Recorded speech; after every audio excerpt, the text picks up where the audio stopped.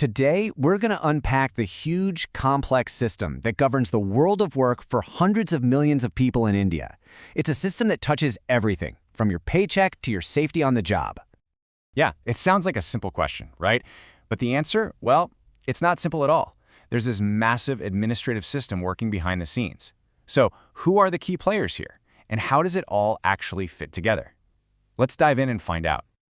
Okay, so when we say labor administration, what are we really talking about? It's basically two big pieces. First, you've got the machinery. The actual government departments and officials involved. That's the who. Then you've got the processes. That's the how. How do they actually enforce the laws and make sure people get their benefits? It's the whole engine room of labor policy. And right at the heart of all this is a massive challenge. Think of it like a tightrope walk. On one side, you have to protect workers, make sure they have rights and are safe. On the other side, you need to make sure businesses can actually grow and the economy can move forward. The entire system is trying to keep its balance on that rope, and it's a constant juggling act. All right, so let's start at the very top. Who's the lead architect here? Who's drawing up the blueprints for this whole system? That would be the Ministry of Labor and Employment. You can think of it as the central nerve center. It's the main government body that's in charge of, everything, setting the direction and keeping an eye on the entire labor framework in India. And when you look at what they do, it's huge. We're not just talking about writing laws. They're involved in everything. They manage employment services, they run these massive social security programs. You've probably heard of EPF and ESI that literally millions of people rely on. And they're the ones advising on national labor policy as a whole. It's a massive portfolio. Okay, so it's great to have all these policies and laws on paper, but who actually makes sure they're being followed in the real world? Let's talk about the people on the ground, the enforcers. First up, you've got the Chief Labor Commissioner, or the CLC.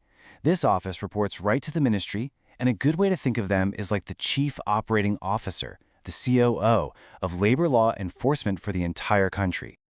So what's their job? Well, it's really got two big parts. Part one is pretty straightforward, making sure the laws are followed.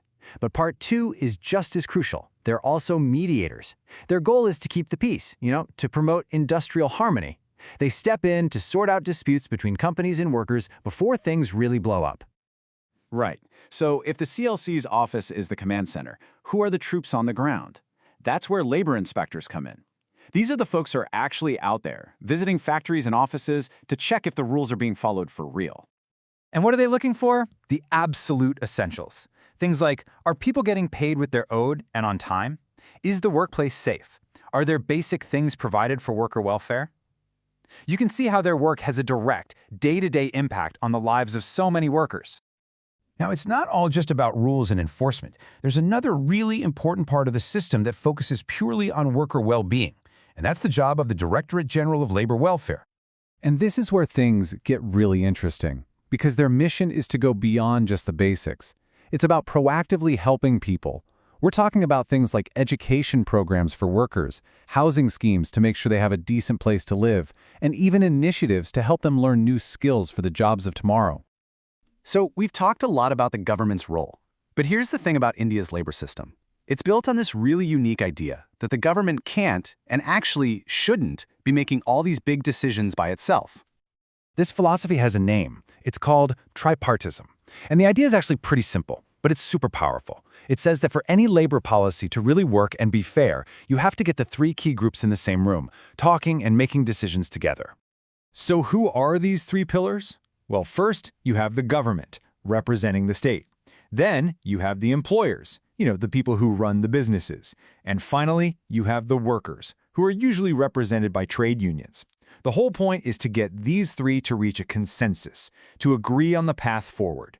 And if you want to see this in action, look no further than the Indian Labor Conference. This is a huge deal. It's an event where all three groups, government officials, heads of big employer groups, and leaders from trade unions, all sit down together to hash out the biggest labor issues facing the country.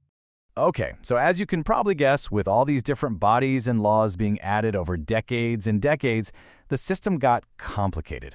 Really complicated. You had new laws being piled on top of old ones, creating this tangled mess that was, frankly, a nightmare for both businesses and workers to figure out. So naturally, that led to a huge push for reform. A really big moment in this whole story came back in 2002, with the Second National Commission on Labor. Their job was massive.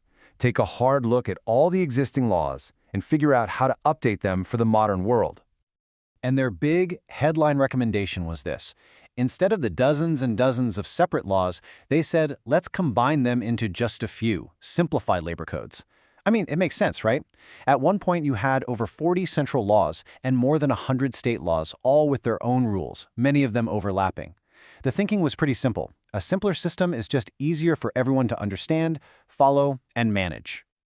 And that really brings us full circle, right back to that core challenge we talked about at the beginning.